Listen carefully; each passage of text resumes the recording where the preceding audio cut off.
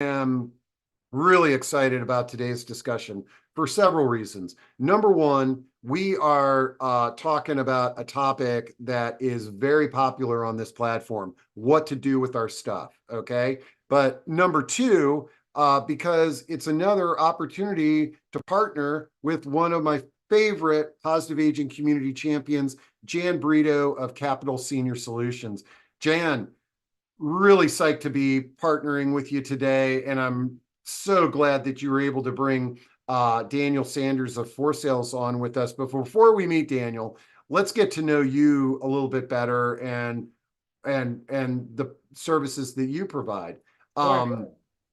What tell us a little bit about yourself, Jan? Yeah, thanks for having me, Steve. I'm always delighted to partner with you on these educational events, and I know the information that is shared today is going to be very valuable for our viewers. So, like Steve said, my name is Jan Brito. I have a team at Compass called Brito Associates, and there's a division of my team called Capital Senior Solutions that specializes in working with older adults through late in life move transitions. I started seeing a need several years ago for a greater level of understanding and education in serving this particular group of folks. So I found the Seniors Real Estate Institute based in Oklahoma City and went through a very intense year-long course. I would equate it to a graduate level course that resulted in an advanced designation called Certified Senior Housing Specialist. In fact, there are only about 150 of us in the country right now, and we greatly need more. So if there are any realtors on the call who want more information on the opportunity, please reach out to me. I have partnered many times with Daniel in the past to bring education to the consumers out there on various topics. That's my role. I see my role as educating and empowering older adults and ultimately helping them sell their home, of course, but really emphasis on education. So Daniel and I have done this type of seminar before. We've done a really fun thing that's a takeoff on Antiques Roadshow. We call it Appraisals Roadshow, where people bring their items of value to an in-person venue, obviously, and they get appraised on the spot. It's super fun, educational, and entertaining. But today's presentation is something a little bit different, and I'm super excited to bring Daniel Sanders with For Sales to you. The company is now over 50 years old. So I will let Daniel come on and give a little more background on himself and For Sales. And I'm so excited that you're here Oh, today. me too. No, there he is. All right, Daniel. Hi there. How's everybody today? Great seeing you. Hey, It's good to see you before I too. know you've got a slide deck that I got to take a sneak peek at, and it looks great. But before we dive into your presentation, let's get to know you a little bit better. Tell us a little bit about your background and what got you into this. Sure. So my name is Daniel Sanders. I own and operate two separate companies. One called For Sales. We're the region's largest professional estate sales, auctions, tangible personal property appraisals company. We've been in business since 72. So as Jan mentioned, it's more than 50 years now. It's 52 plus years. Um, I took over the company in 2006. And when I did, we had 6 employees and we served 30, maybe 35 clients a year. And in the last 18 plus years, we've increased and decreased our staff over time. But we currently have about 29 people on staff. And we serve on average between 450 and 475 different clients each year with either estate sale or auction events. And we do cleanouts and personal property appraisals and all kinds of things. So I love it. it's kind of fun. All right. So again, especially for those that may have never been to one of our discussions before, the best thing about these are they're live and interactive, and you can ask questions, you can make comments, you can share resources. Maybe Daniel says something and it's like, gosh, I did that and it worked great. And you can use chat, you can use Q&A at the end. If you really prefer to like verbally ask a question, you can raise your little virtual hand.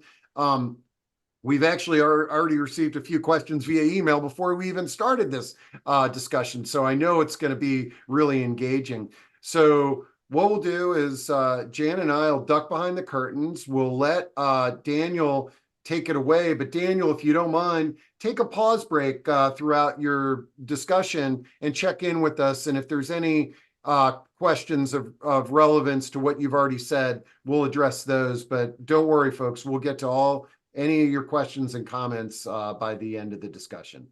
Sure, fantastic. I'm always happy to take a question. So what keeps it interesting. It's kind of why our Appraisals Roadshow is such a fun event, is because it's live and unscripted.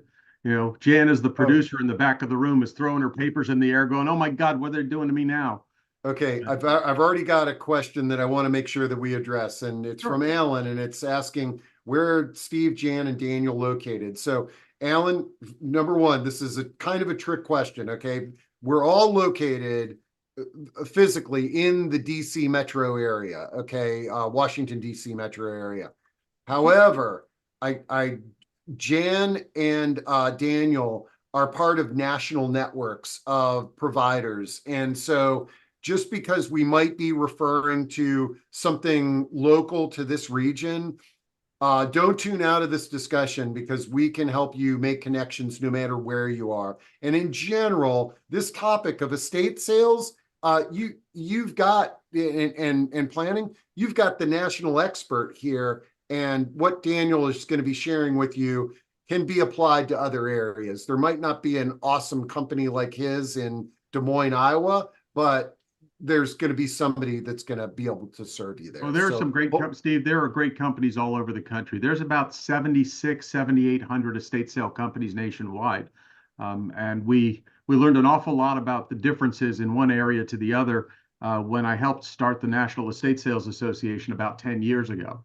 The whole thing was kind of like boat ownership, though. You know, the first day is a great day, and the next best day is when you sell your boat. Well, when I cycled off the board after 7 years, I have to say that wasn't the worst day in the world. All right, and I'm going to drop the a link to the National Estate Sales Association into chat for Yes. folks there as a great resource. Okay, Yeah, no. So Daniel, we'll let you share your slide deck, and we'll be back with you for some Q&A. Okay, let me see if we can get this to work. All There right. we go. Y'all Looks seeing a good. house with some people in front of it? Yep, that looks great. Okie dokie. So, great. Well, we'll try not to track back over ourselves here. Good afternoon and welcome. So that everyone's clear, we are located, all of us are physically located in the DC metro area.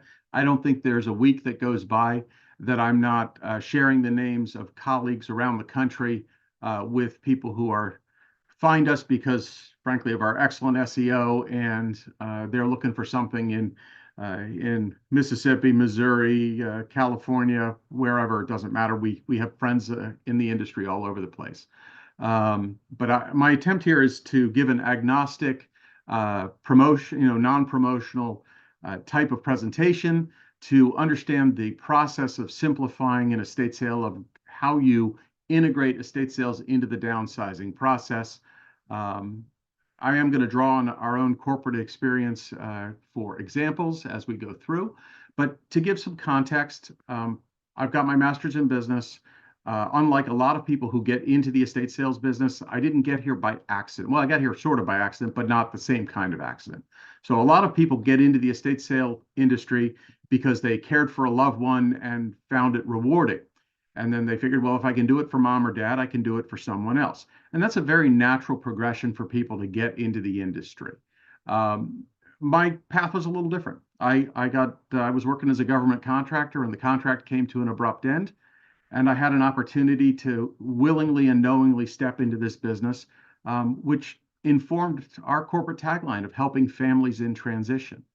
And I brought to that 10 years of experience working for 3M Company, a Master's of Science in Management from Boston University, and some other business successes, so that we were able to begin to elevate not just our company, but the industry in general, which then down the road led to the formation, along with 9 other great companies, of the National Estate Sales Association. So I took over this company in 2006. I've run it for more than 18 years. Company's been in existence for over 52 years at this point. We currently serve a whole lot of people, as I mentioned earlier. And we also have a tangible personal property appraisals company. So the intellectual end of the what's my stuff worth business, called Inventory Inspector LLC. And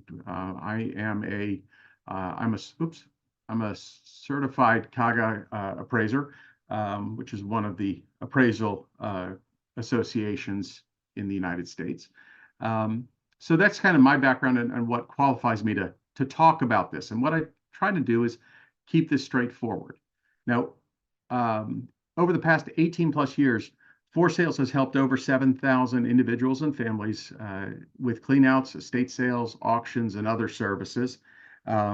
We've worked with thousands of executors, trustees, professional executors, realtors, movers, senior move managers, professional organizers, I didn't mention them already, and homeowners in this process and advise them on how best to deal with their tangible personal property. Let me tell you what best is. In my mind, best is what is the lowest cost approach to solving the problem with which the situation with which we are presented, the problem we're asked to answer, at the lowest possible cost and the maximum potential or opportunity for positive economic return. It's a very simple definition. I was running the numbers just out of curiosity. We visit between 1,000 and 1,500 different families every single year. These are people who are moving, downsizing, or dealing with the loss of a loved one. That is a tremendous amount. That's an average of four visits per day with potential clients. So it's a lot of interaction with a lot of people dealing with a lot of emotional stress. And we carry a lot of that with us as professionals in the estate sales industry.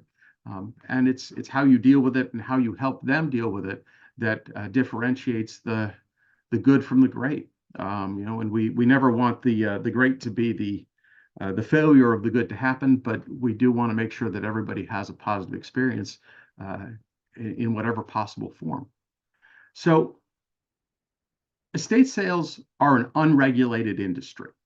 So that means there's no government body that's looking over our shoulder and saying, are you doing this right? Are you doing this wrong? So when you identify potential partners to help you with your estate sale, with your sale of tangible personal property, your controlled liquidation, so it's not a fire sale, it's a controlled sale of tangible personal property. Some of the things that I recommend is that you make sure that your chosen estate sale company is a legal entity. Are they an LLC? Are they a subchapter S? Do they have liability insurance? Are their staff and employees hired as W-2 employees and not all 1099 contractors? You want to make sure that they're covered by workers' comp insurance. You want to look for companies that are recognized by outside organizations or participate in other industry related organizations like chambers of commerce. We've been members of the Mount Vernon Chamber of Commerce for almost 20 years now. We've been recognized on the Inc. 5000 list. There are only a handful of companies, and frankly, at least one of them was my mentee. They saw me do it, and I showed them how to do it, and they also got themselves on the Inc. 5000 list, which, for those of you who don't know, that is the list of 5,000 fastest growing privately held companies in the United States, and there are about 7 million privately held companies in the United States, and these are the top 5,000 based on a 3-year growth rate. So doing that as a 50-year-old, or at the time, I guess was about 40-year-old retail operation, was something pretty special. Also look for companies that engage with their larger local community. For example, the way that For Sales gives back is we do a really incredible amount of charity auctioneering without charge to the local area charities. And we're working region-wide. We're going to be working with one of the historic properties this weekend, who's having their first ever gala event to raise money for their historic property.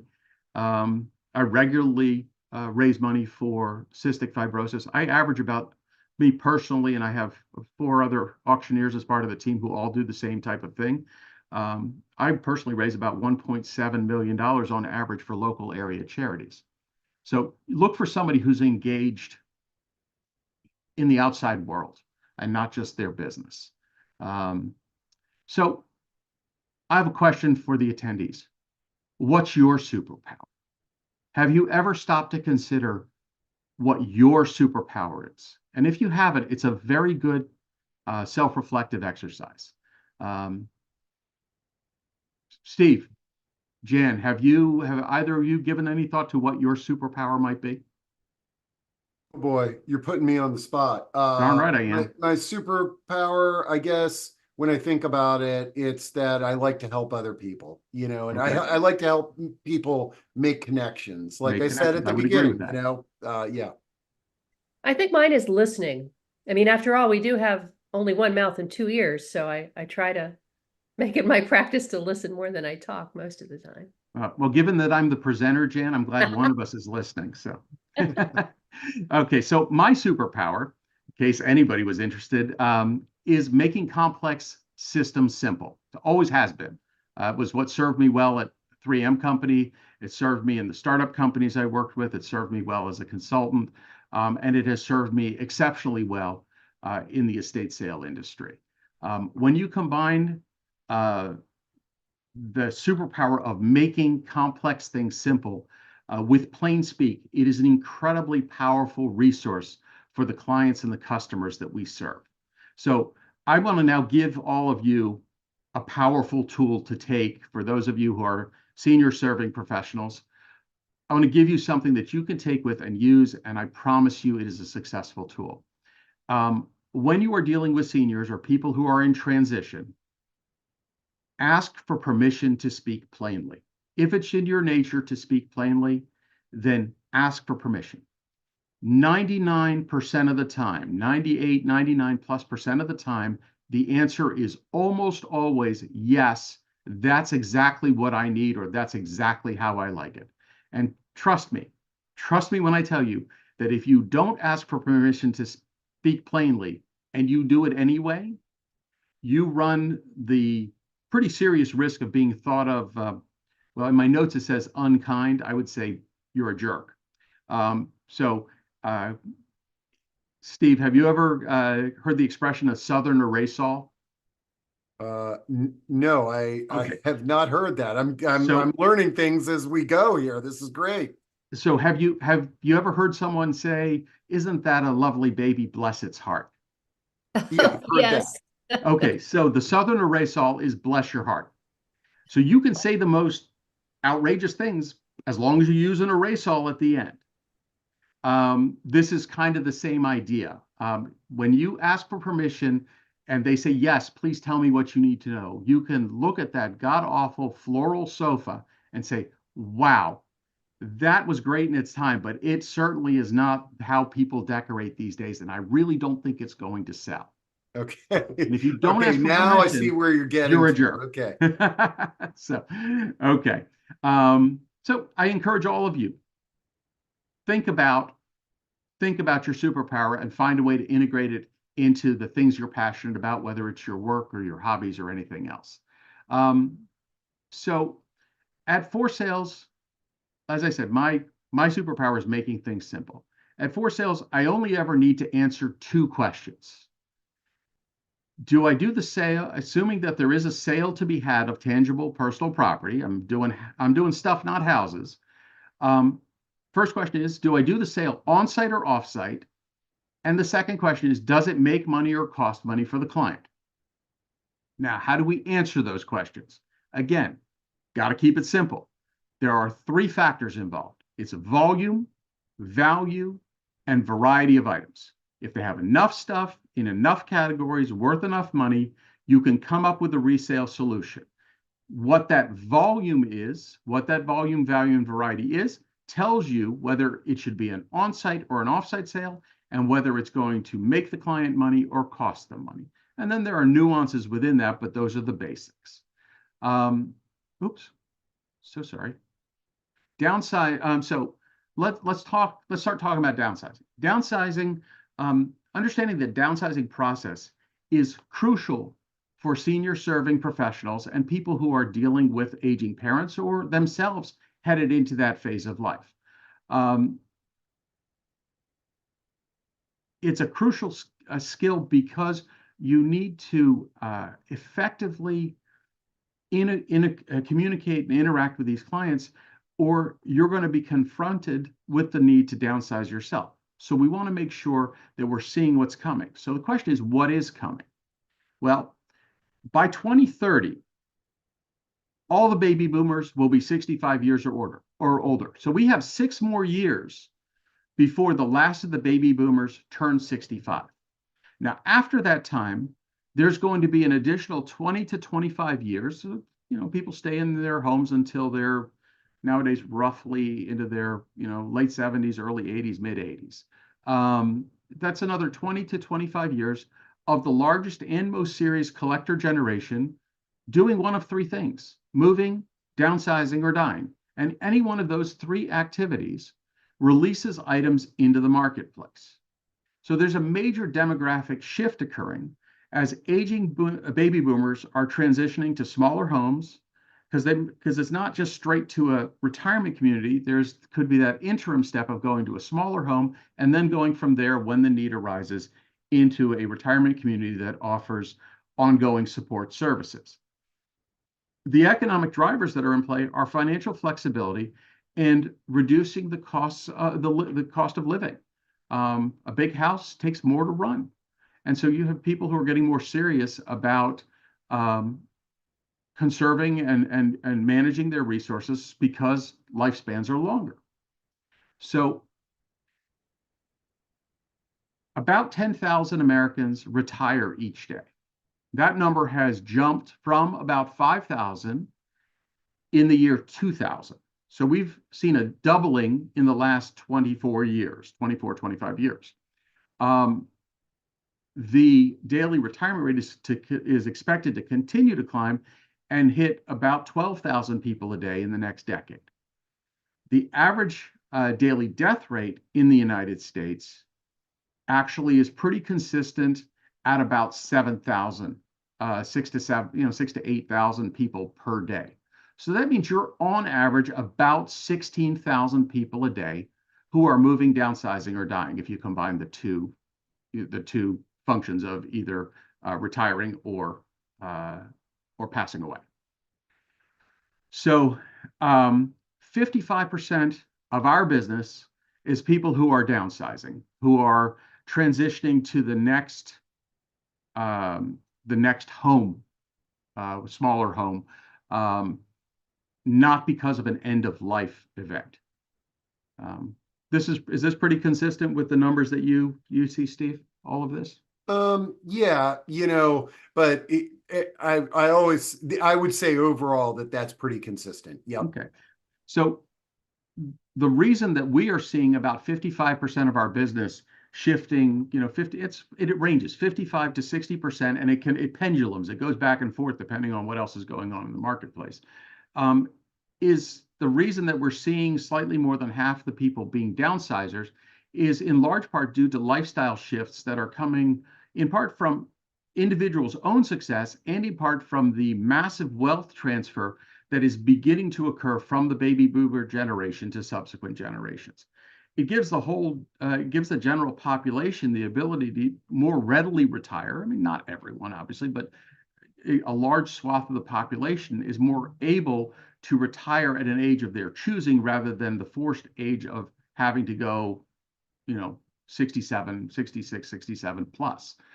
This means that empty nesters are looking to ease the burden of having too much stuff and are taking a page, frankly, from the millennial generation of being able to travel and live a more fulfilled lifestyle through experiences rather than through stuff. Now, just as you all may have noticed, I'm really not I'm not reading the slides to you. I'm speaking to the topics that are showing on the slides. So I encourage you to pay attention. There is good data on the slides. I'm just not spending a lot of time reading it, do you? I think that's a waste of everyone's energy. So if you think back to what I mentioned earlier, that there are approximately 16,000 people a day moving, downsizing, or dying in the United States, if you then consider that each of them is releasing an average of about 500 items. So some as little as 50 and some as many as several thousand. That leaves an average of about 500 items that all need to be donated, recycled, disposed, or sold. And so that means that individuals, family members, executors, professionals in our space need to figure out how to rehome, how to repurpose and rehome about 2.9 billion items every single year. Think about that.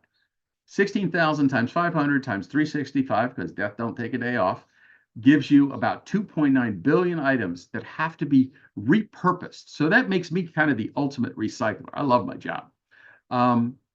But given that environment, Steve, Jen, what do you imagine happens to the prices of things? Goes down. Yeah. Right? So it's all a supply and demand issue. So there are only two options. When you have this much stuff coming in the marketplace that all needs to be repurposed somehow, you can either choose to hold the prices high, or you can choose to hold the sell-through high. Sell-through being absorption rates of whether it's donated, recycled, disposed, or sold. The natural market force is going to depress the prices and increase the volume going through. And from a green environmental standpoint, that's frankly better, because if it's not going through the system and finding a new home, it's getting disposed. The less we could put in the landfill, the more use we can make of existing items, the better it is for everyone. But that's a lot of stuff to get rid of in any given year. So some of the key insights when it comes to the importance of understanding downsizing that I suggest that people keep in mind. Whether you're a family member, whether you're the individual themselves, or whether you're a senior serving professional, you need to understand the needs of the person who is downsizing. You need to recognize that there are diverse motivations and needs driving the decision to downsize, and that there are an incredible amount of emotional challenges that come with this. So our job, either as senior serving professionals or as family members, or people who are self-helping their way through this, is you need to find a way as an individual or as a professional to provide support to the people who are going through these heavily emotional transitions. Real estate is, without fail, the single biggest tangible asset that people have. I can count on less than two hands, the number of times I've seen the contents of the home be worth more than the home. And the things that were involved in there were such extraordinary value that's not normal. That's not how most people live. So even as valuable as the real estate is dollar-wise, the emotion tends to live in the knickknacks, lives in the stuff in your home. And this is an important thing. You've got to pay attention to the emotional stressors that people are going through as they consider and go through the downsizing process. Keep in mind that having a strategic plan for the sale or liquidation of that contents of a home, you have to align it with the larger objectives and the timeline associated with downsizing. The calendar is your best friend when you're thinking about downsizing. The sooner you can start planning, the longer your runway, the easier the process can be. So why is the downsizing element so important? Real estate, as we said, real estate is almost always the single biggest tangible asset, and a downsizing that's handled properly can optimize that property value by getting you on the market at the best time, getting the real estate on the market, and also, using my definition of best, lowest possible cost, best possible possibility of economic return. So are there any questions at this point, or shall I keep on steaming forward? Let me just do a quick peek. Okay. You may answer this later, but Galera has a question: is what is the cost involved in doing an estate sale or this type of service that we're talking about? Sure. Okay. I can tackle that. So it does matter where you are in the country. So I will tell you that if you are in Long Island, New York, the average estate sale commission is 25%. There are reasons for that. They don't need to be talked about here and now, but certainly a question I can answer. But if you're in San Francisco, you are much more likely to be around the 45%. One of the reasons for that is that San Francisco as a city is not particularly conducive to the parking needed to get people through an estate sale. So you have a higher prevalence of what's called a showroom sale, which is where you bring the stuff to a location, set it up as if it were in a home, vignettes, rooms, whatever, and people shop from there. I have plenty of colleagues in the industry who do it that way, some more successfully than others. In our area, in the DC metro area, the average cost for an on-site estate sale is 30%. So some companies have minimums, some do not. I have a minimum of $3,000. So my fee structure for an on-site estate sale at For Sales is $3,000 or 30%, whichever is greater. It's also part of why we look for events to have typically 600 to 1,200 items with a minimum growth in a whole host of categories with a minimum gross sales value of $10,000 or more, because we prefer to be in that commission zone and not down on working for that minimum fee. Okay. I got nothing to hide. I mean, we make plus or minus $700, $800 in a minimum fee scenario. So, do we do it? Absolutely. Is it interesting financially? Less so. Okay. And then Offsite or other solutions can range up to as much as about 40% the DC area. So, when we go to auction, it's a 40% commission, and that's not atypical. Still well within the sort of 30 to 50 range that you would see for that. Okay, great.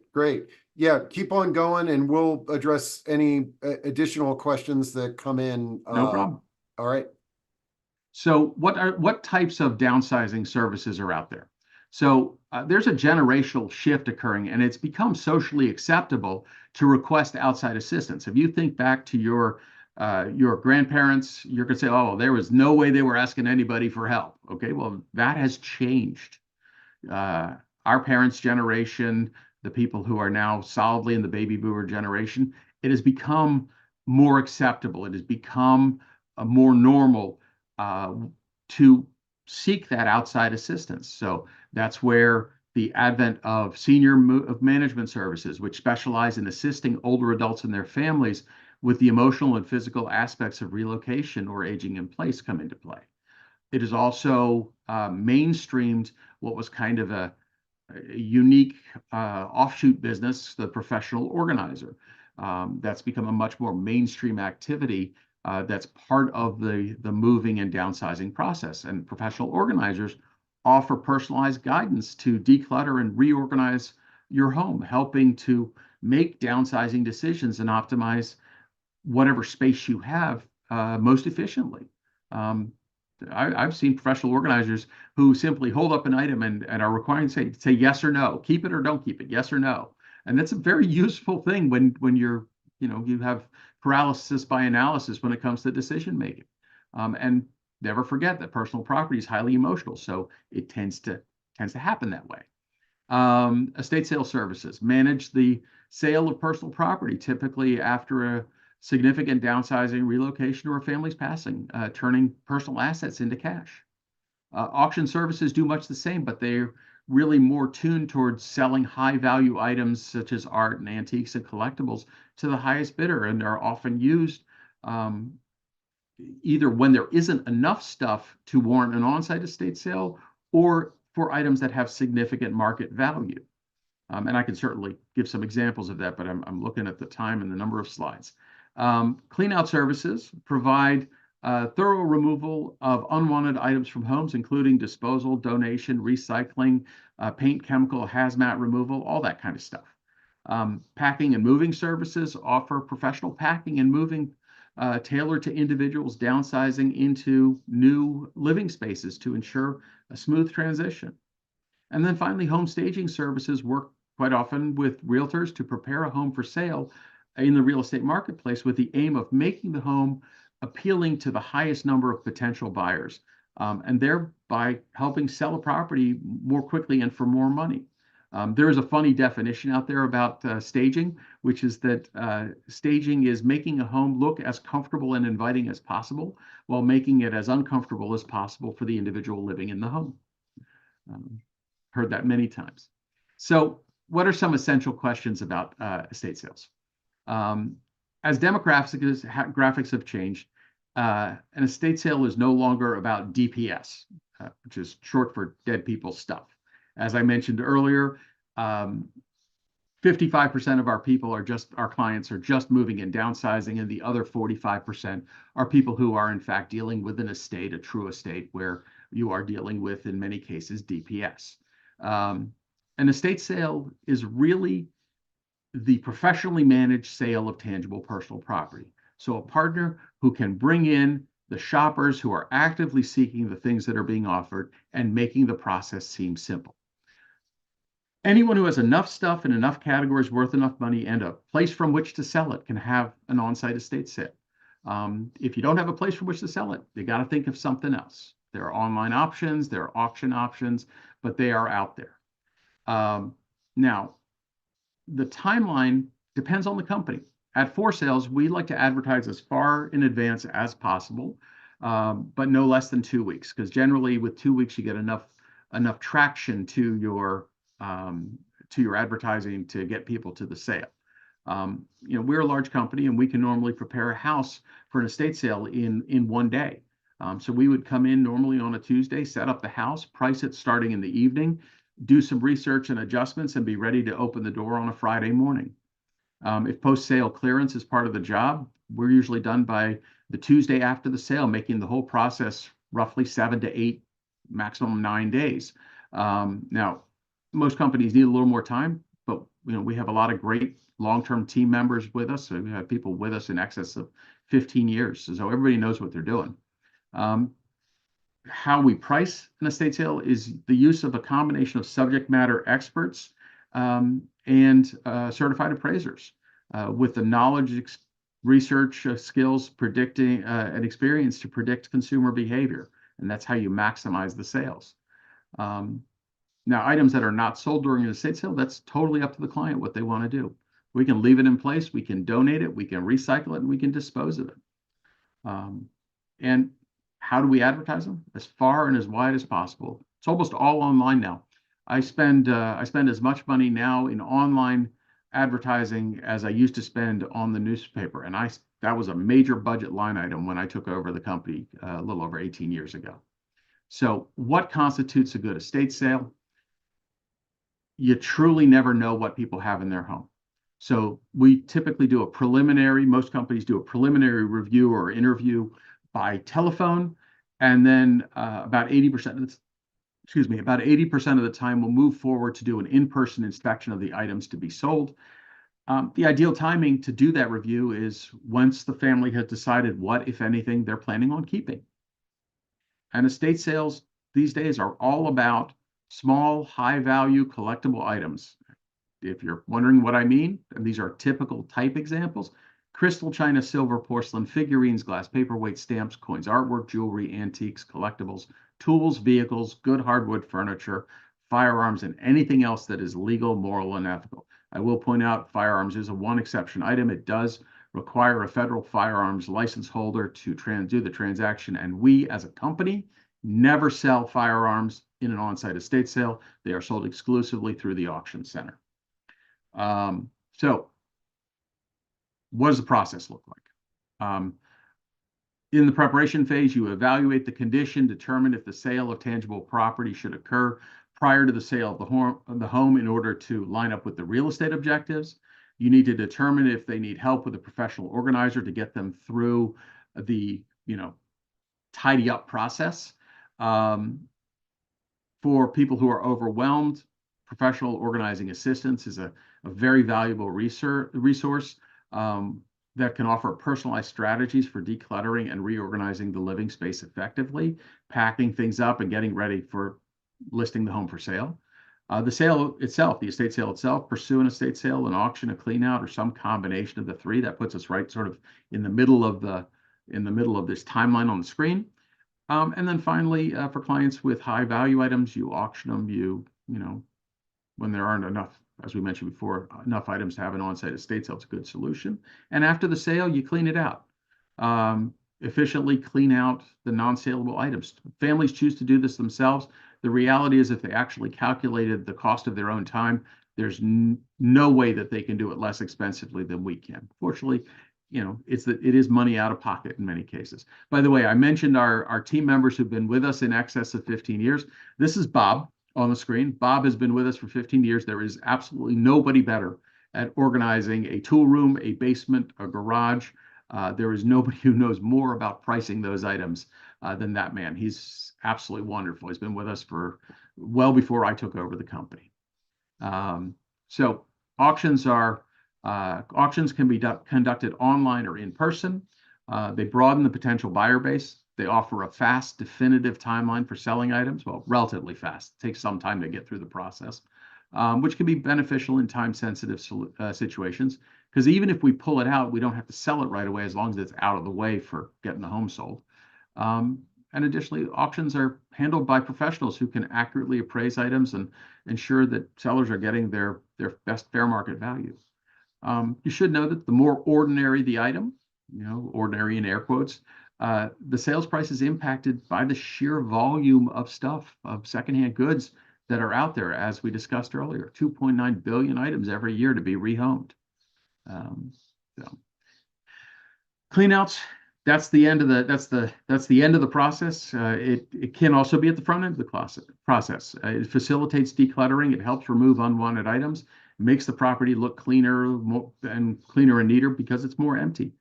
Post-estate sale, it clears items remaining from the sale. There's always going to be items unsold at an estate sale, and make sure you're ready for closing on time. It speeds up the preparation of getting a home on the market if you can do some clean out ahead of time. And it handles a wide range of items, everything from unsold or bad condition furniture to hazardous materials and baby grand piano removals. The other thing that cleanouts do is they offer a hassle-free solution for sellers. You know, you save your back. It may cost you a few shekels, but it saves your back. So just to close out here, some new trends we're seeing. They're both good and bad. The good trends are that we're seeing more requests to help with high-end collectibles. We're seeing more legitimately unique items being offered for sale. And we're seeing some more and better artwork. The number of Calder's, Alexander Calder artwork that I've seen in the last 30 days. And so I saw Rauschenberg the other day, and I saw Warhol. So, I mean, we're seeing some better stuff. Some of the tougher trends or the less good trends, we're getting a lot of requests for help in selling a single item or, you know, 2 or 3 items. And I can tell you that from a cost versus return perspective, that is a brutal request because there's no good way to do it. We're getting a lot of requests for valuations prior to selling an item, and I spend a lot of time talking myself out of having to do appraisals because I really feel bad charging people our hourly rate to appraise something that they plan to sell, because you got to deduct whatever you spent on it from the return. So we like to make sure that if we're offering appraisal services, that it's for the right purpose and not just, hey, I want to know what it's worth before selling it, because I can give an idea of what it'll sell for. We are getting way too much non-fine art. In other words, people have posters and they're telling us they have art. And that is brutal because every house is delivering 50 to 100 pieces of so-called artwork, which is worth absolutely nothing. And that's tough. And the latest thing over the last 30 days, the number of 10 and 15-day real estate closings, it makes it virtually impossible to pursue a resale effort. So we go back to where I started. Your best friend is your calendar. Start planning well in advance. Don't do things at the last minute. You know, call us before you put the house on the market, not after the house is sold. Sometimes we can help, sometimes we can't, but busy companies should have full schedules. And with that, Steve, I'll take any questions that are out there. All right, we got them. So let's start knocking these out. Okay. Did you want me to stop sharing the screen? Yeah, that's probably best. Yeah. Okay. Okay, great. Okay. All right, let's knock out these questions here, and we got a bunch of them. Okay. If items need to be repaired or restored, what should the seller do, and where can the seller find resources for this? Well, so it's going to depend on what it is. If you're planning on selling it, don't spend the money to repair it either sells or it doesn't sell in as is condition. Now that is very different. If you're planning on keeping something, there are some very good furniture refinishers in the area. It's one named A Perfect Finish. The owner's name is Steve Strassnyder in the DC area. He's fabulous. I've used him for years. And he is truly a skilled furniture refinisher. But if you're planning on selling these items, don't spend the money up front. Accept the reduced price or the risk that it doesn't sell, but don't invest in it because it's not going to, it won't come back to you. Okay, great. Okay. Okay. Marty says, do you ever provide support to downsizers to record the stories of the things that they're willing to or must let go of? Oh, this is a good one, but go ahead, Daniel. But there's also this, we've had some discussions with the app Artifacts, which does just this. Any other solutions on that? Well, so we used to have a product through our inventory inspector company, through our appraisals company, where we could do a video inventory. It was, and that was back in the time when, and there were some other people who did nothing but that. You may remember some of those. I'm forgetting names, but you know who I'm talking about, Steve. And that never really took off. It was never really a service that people wanted to pay for. What we've been able to do is with our appraisal services is once we write an appraisal report, if we're doing it as upfront as part of the estate planning process, is we will actually write the appraisal and then turn it back to them and say, okay, now write the story about the thing that you want to give to Bobby, Johnny, or Susie. We'll integrate it into the report, and then we can actually produce booklets, sub-reports that are simply the items from Johnny, from Bobby, from Susie. So each of them has a book of their items with the stories associated, and that is then turned over at whatever point the client wants that turned over. So we were able to address the problem a different way. Maybe Jan has something there too. Yeah, I was going to say Artifacts is a really great resource for that, but also Matt Paxton of PBS fame has a book called Keep the Memories, Lose the Stuff. And the concept is that you sit with the item that you're remembering and, find a neighbor, friend, or family member to come over and tell your story to and listen and share the memories, and then let it go after you've done, gone through that process. Take a picture of it so you can have that. Obviously, if you have a large number of items you want to do this with, that may not be a good idea, but I thought it was an interesting concept. Keep the Memories, Lose the Stuff by Matt Paxton is the name of the book. I think that was what we were trying to do with the videos. Yeah. Yep. And then I'm dropping, I'll drop in Matt's book, and then there's another organization called Fair Split, which is kind of cool, where you can take pictures of stuff and create an inventory and then share that with your family and find out what they want and what they don't want. So yeah, Fair Split is an interesting, he spent a long time developing it. It's an interesting web product. Its real purpose is for a distribution of items amongst family members in disparate parts of the country. One of the hiccups that people have found is there's always a stuckee. There's always somebody in the family who has to spend their time taking the photos, putting up the information, figuring out the system.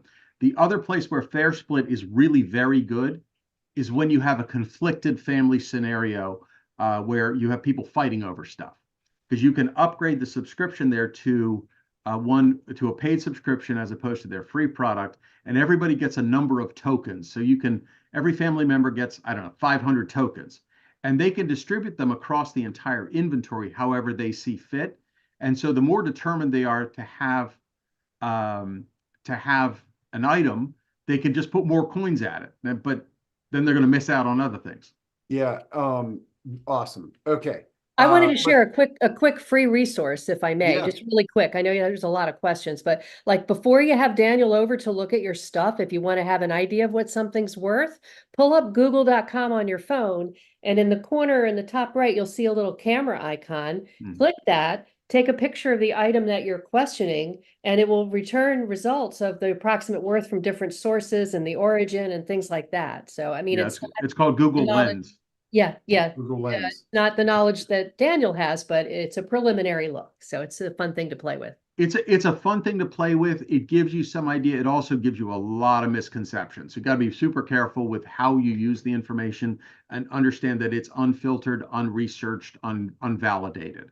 Okay. We supplement that. We may use that from time to time, but we supplement it with resources that cost us thousands and thousands of dollars every year as databases. But it's a good starting point for sure. Okay, let's see. So several people asking questions about how do we, Marcus, Susan, how do we find appraisers for China, silverware, coin and stamp collections? I can't wait to hear your thoughts on these items, because a lot of times we stumble into these when we're going through our homes.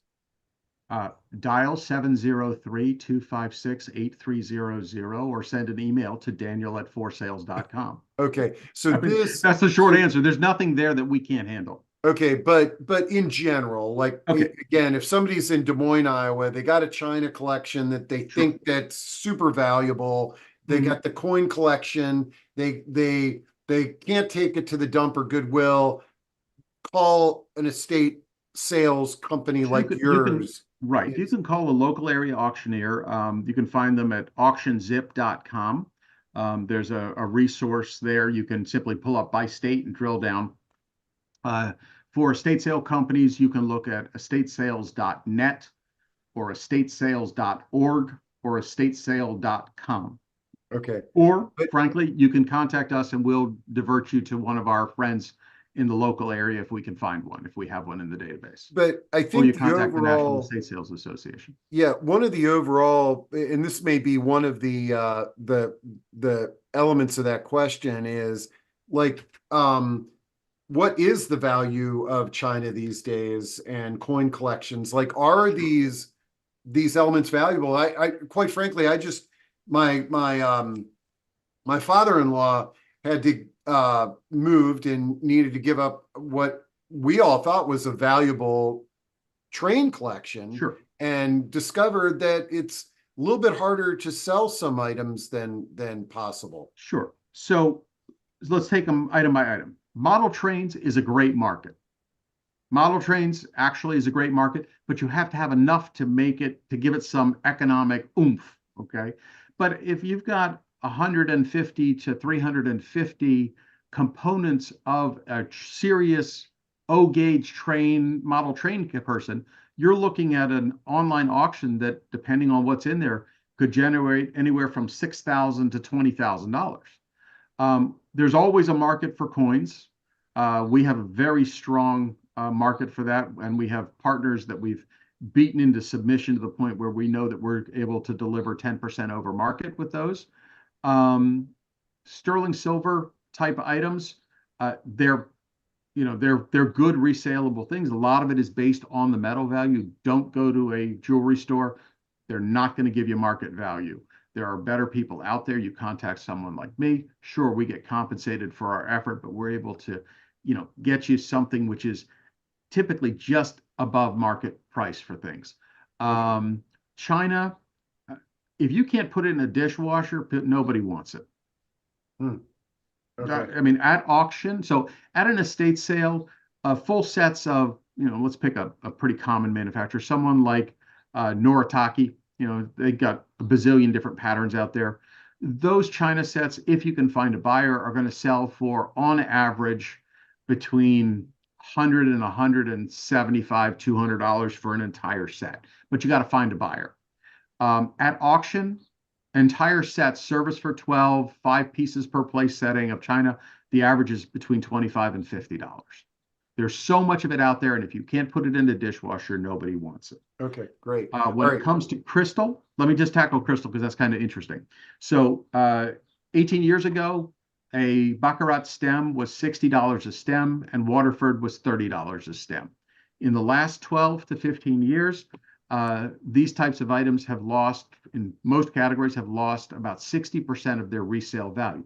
Doesn't mean they're less valuable, it just means there's so much of it in the market that you're not getting higher prices.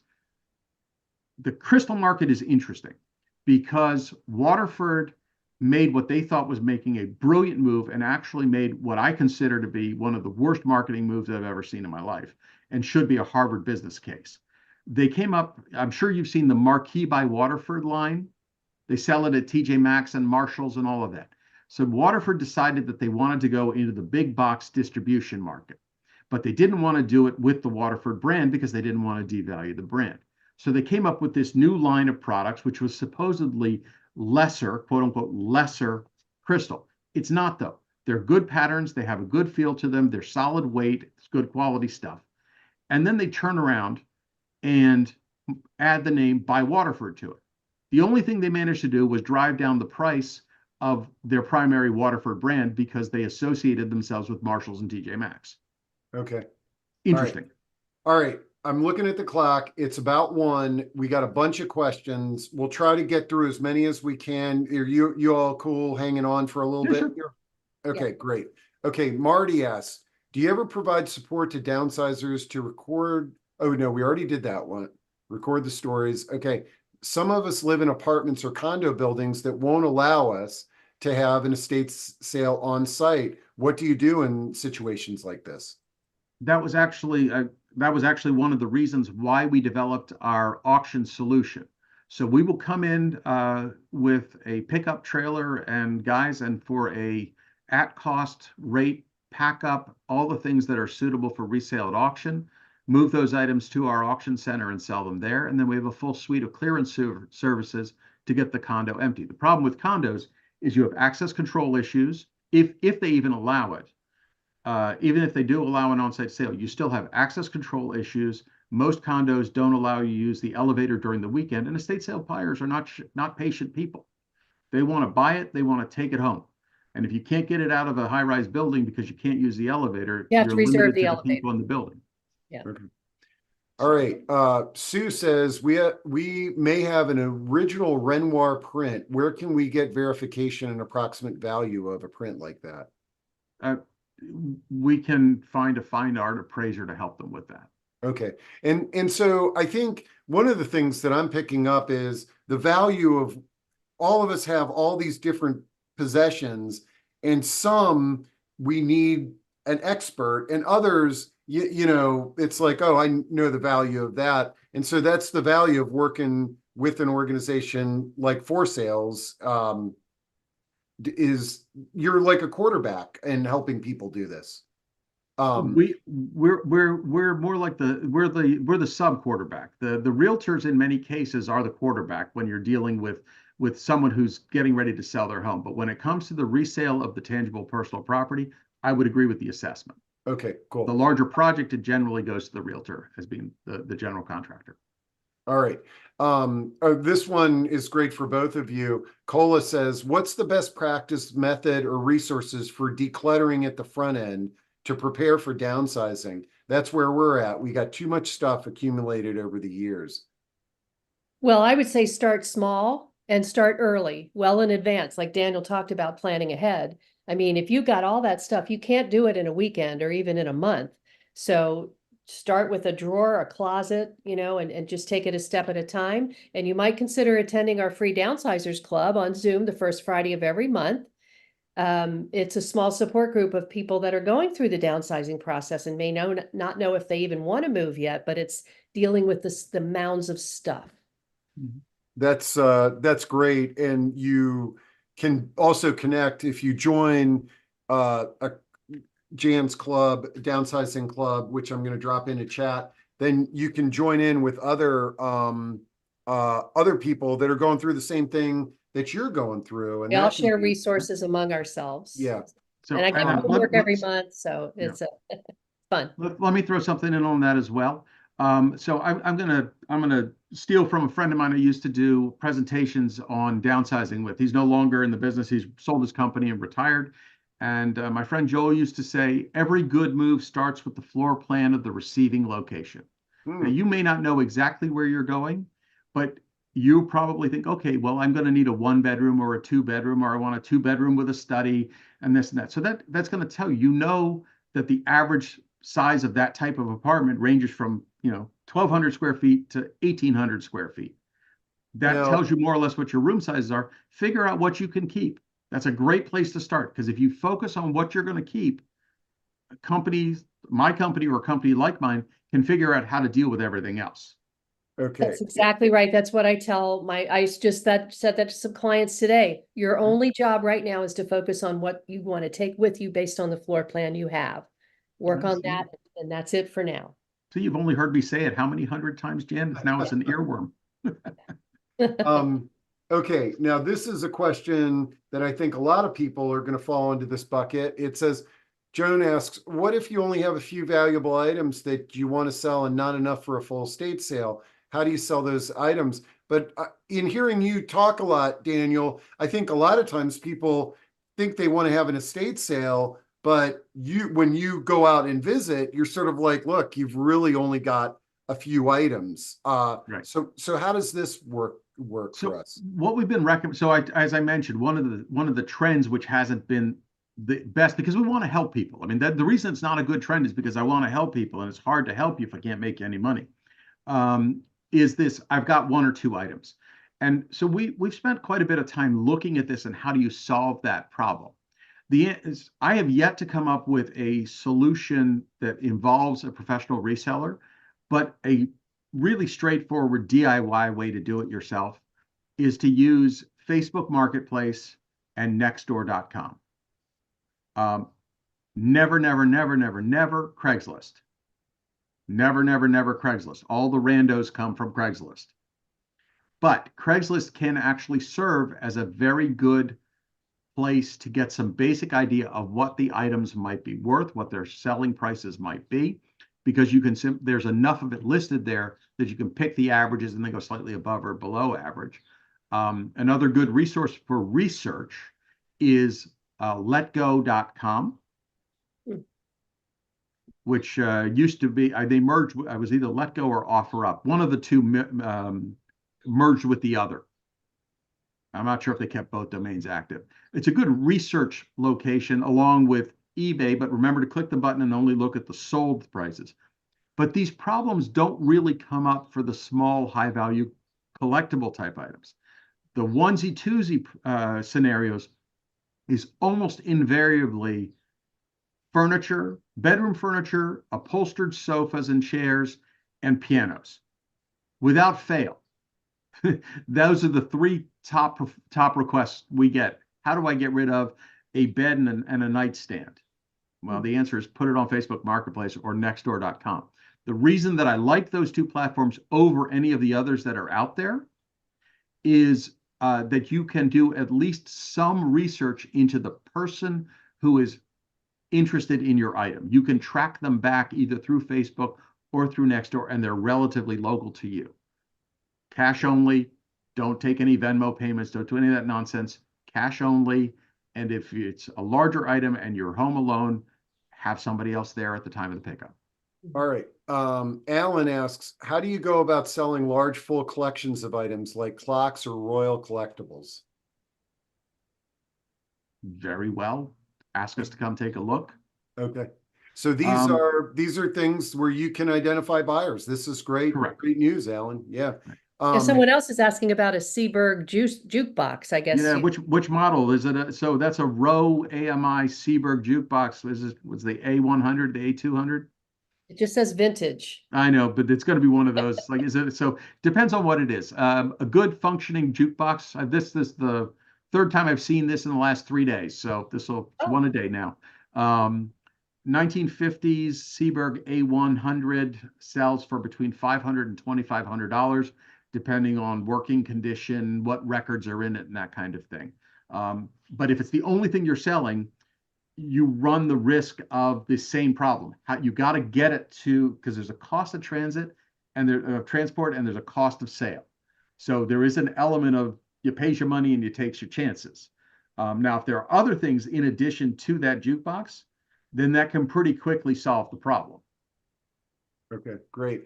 Donna says, I have an odd one, a liquor collection. I inherited in the early 1970s of unopened Scotch cognac.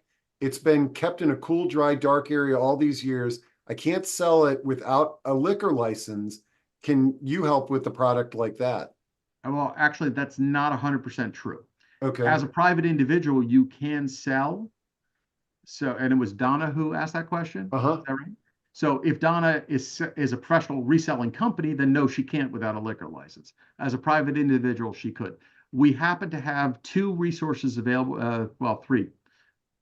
Two of them are the same. We have two resources available for that. We have I actually have in my phone, I have buyers specifically. I got buyers specifically who look for unopened scotch, bourbon, whiskey, etc., vodka, tequila, and they're looking for vintage bottles as long as they're unopened in good condition. Wow. And then there are auction houses with ABC licenses with whom we have partnerships. Everything from high-end wine collections where we have a partnership with Sotheby's in New York. Their head of liquor and wines is a good acquaintance of mine. And then there are other lower tier auction houses. We did a project last year where we generated over $50,000 for the wine collection. We outperformed pre-auction estimate by about 12-15%. Wow. Okay. I dropped your contact in and I sent it to Donna. So Donna, reach out to Daniel on that. Kim asks, regarding cultural items, are you familiar with the values of inventory from overseas, Saris, Indian jewelry, European collectibles? Sure. Yeah. Okay. Yes. I mean, we've seen it. It's so hard to show us things that we haven't seen. I actually carry $5 coffee cards in my car, and if somebody shows me something I haven't seen in the last 6 months, I'll give them a $5 coffee card just for making my day. Wow. Oh, that's nice. Okay. Let me scan the I wanted to address Gloria's question. She asked if immigrant refugees want our stuff. And yes, Interfaith Works here locally collects for refugees. Their exact addresses on Twin Brook, but see if I can find it and put it in the chat. Okay, great. And yeah, reaching out like wherever you live, if you've got an organization or like a passion project, searching up the nonprofits in that area, and you may discover something. Valerie says, I have a lot of African art and artifacts that I may like to sell instead of leaving for my children to dispose of. How would I find a market for these? And Daniel, it's that It's something we've handled many times. I will tell you that the vast majority of tribal arts and native arts that we see are tourist grade. It is very rare to find the item that is not tourist grade. okay. But there's always some level of interest. It's just a function of having enough overall stuff to be able to warrant the resale effort. Okay. Let's see. If the family is from India, would this affect how your company? Okay. Are you connected with a charity for the items that are not sold in the auction? Yeah. What happens? I guess you have an auction, or Right. and there's leftover items. What happens then? Well, so in our case, again, I can't speak to other companies, but in our case, if we take stuff to auction, it will sell because we sell in a no minimum, no reserve, absolute to the highest bidder format. However, when we pick up for auctions, there will be items that are not suitable for resale at auction. Or when we run an on-site estate sale, there will be some 35% or so of physical contents that goes unsold. And we are able to take those out and remove them and donate them on the client's behalf. We have a couple of different ways to do it, but the primary mechanism is we have a clearance partner that we work with that recycles, that donates, recycles, and disposes in that order of priority, where they have a centralizing location. Half a dozen different charities have the key to the place. They go through, each charity takes what they want. We get you donation receipt for what was donated. Great. It actually increases the absorption by about 30 to or so percent of what's accepted at charity. Because if you roll up with a truck full of stuff to a charity, they'll look in the back of your truck and go, all right, I'll take that. And take one item, and then you still have to go to the landfill with the rest of it. Yeah. Our system's a little bit better than that. Mary Ann has an interesting question. Can you have an estate sale and not sell everything, especially if you aren't leaving the home yet? So sort of, do you ever do anything like that? You're talking about an occupied home estate sale. Yeah. It presents some significant unintended additional consequences. So we proceed with those. We can do them, but it has to be very carefully curated. The risk of mistakes occur. So my whole job in this circus is mistake avoidance. I got great people. I've got a staff that's been with us for over 15 years. I have wonderful people on my team. My job is mistake avoidance. Uh, there you have it. I mean, Okay, great. you can do it, but it's tough. Okay, a few more questions, and we're almost to an hour 15, but I think we got through most of them. This is a good one. Irene says, "Is there a market for postcards? I have tons from the early 20th century." Yeah, sure. Okay, man, we haven't hit something where Daniel has said there's not a market for it. This is How about awesome. Beanie Babies? Please tell me they're worth something. I think you need to look, Jen, you need to look up that article about the guy who was buying Beanie Babies in order to pay for his children's college. He was taking them out of school to go because they would only sell you that first day issue to one per person. So he was taking his kids out of school to buy these things because he thought he was going to be able to fund their college with it. The irony of that is not lost on me. It's Okay, an so interesting no read. value for Beanie Babies. Right. No. Okay, all right. Let's see. Let's do two more here. Hey, Cher Steve, says, "Do you can I? refer to professional organizers to help your clients?" Sorry, go again. Do you refer to professional Sure. organizers to help? Absolutely. I have people that we've worked with for years. I'm always on the lookout for someone new. But I'm kind of Missouri in that I'm a show me guy, Okay. you know. And then, what about homemade quilts? Oh, love them. Antique quilts or Okay. homemade, current homemade. Okay, great. Somebody else has an electric organ, Oof, that's a non-starter. floor Oh, pillow. really? Can't give them away. Okay. What I'm interested in this Susan Goda put up a message about a huge collection of mycin. Susan, call me. Okay. That's Sorry, great. And I'm I've not going to miss dropped that opportunity. I dropped Daniel's info in there. Um, uh, man, I love these things. I never think about any of it. Alan says, "Is there a market for antique barometers, varying degrees of rarity and value?" Yes. I Okay. like these questions. They're easy. The answer is yes to Yeah, everything. yeah. And then let's answer the question again, like just how do you what somebody was asking, what's the hourly rate for appraising? But again, you're working off a percentage. No, no, not for appraising. No, Oh, for no. appraising. It is Oh, unethical. It is unethical by every association standard to be paid on a commission basis or a percentage basis against something for which you establish the value. Absolutely never. okay. So what So is the hourly rate for appraising? it depends on the appraiser's specialization. Appraisers range on average between $185 and $250 an hour, with specialists going up as much as $700 an hour. It's much like it's a professional service, just like being a lawyer. We charge $200 per hour for appraisal services. Okay.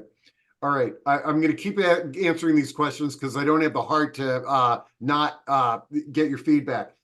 Linda says, "How can we sell an upright piano in good condition? It's a 1964 purchase new." So who's the manufacturer? Okay. So So the way that pianos work right now, because every church and every school that ever wanted a piano has been gifted at least one. okay. So it is the idea, the old line, "Oh, I'll give it to my church," not so much anymore. If it is a black, the ideal world right now is a black ebonized Steinway baby grand or parlor grand. That's the home run. Also, black ebonized Yamaha or Baldwin baby grand format, and what's called a rehearsal upright. So it's specifically for musicians. Steinway, Baldwin, Yamaha. Effective, and then occasionally a Kohler and Campbell, and then we get some weird. We recently had a weird German one called a Bluthner. We're having problems finding a replacement part for it. For the buyer is, Okay. but the if it isn't in that very small profile, there's virtually no market for it. Okay. It's a light brown Baldwin. is what it is. then it's a maybe. Okay, all right. Then it's a maybe, and it's probably worth between 500 and $800, best case. Yeah, and then then you got to get it transported. Well, no, if you can, so if it falls into that, the buyer in that particular case would pick it up, because we have a couple of piano buyer partners. One of them specializes in pianos for New York City, and so they all have to be smaller uprights, but they have to be really good to go there. Okay, And they're paying about $500 for them. got it. The cost of removing a piano, if it doesn't sell, is about $650. Okay, yeah, it's like pool tables. So Okay. you'd be better to offer it up on freecycle.org. Okay, and let's see. What about old Disney classics on VHS? Not so much. Okay, all right. I mean, unless they're brand new in package, never been opened, never been played, then you would have to pay to get it graded, and you could probably get a decent buyer for it. Though I saw a really cool Disney thing not too long ago. We were doing one of these appraisal roadshows, and we saw The Art of Illustration, the Disney book. It had belonged to an illustrator who worked at Disney, kept it on the corner of her desk, and every one of the illustrators at Disney, as they walked by her desk over time, signed it. And she originally got it for her birthday, and it has a sketch. If you open the inside cover, in the inside, when you open a hardback book, there's a sketch of Donald Duck drawn by Walt Disney, signed by Walt Disney, wishing this woman a happy birthday. And then it's also signed again by Walt on the fly leaf with the information about the book.